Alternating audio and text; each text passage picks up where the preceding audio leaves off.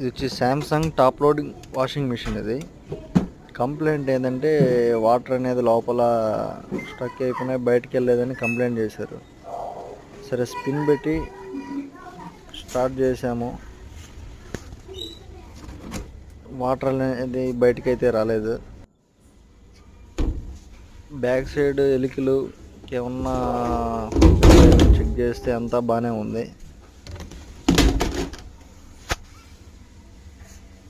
Drain మోటార్కి supply వస్తుందా లేదా, PCB Jack ఒకసారి చెక్ చేసాము.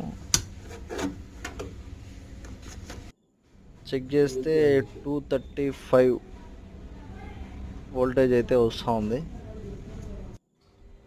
సరే పాత డ్రైన్ మోటార్ ఇది.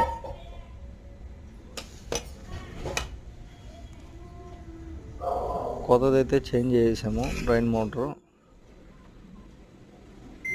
ఇప్పుడు స్పిన్ పెట్టి చెక్ చేస్తే వాటర్ అనేది వస్తున్నాయి.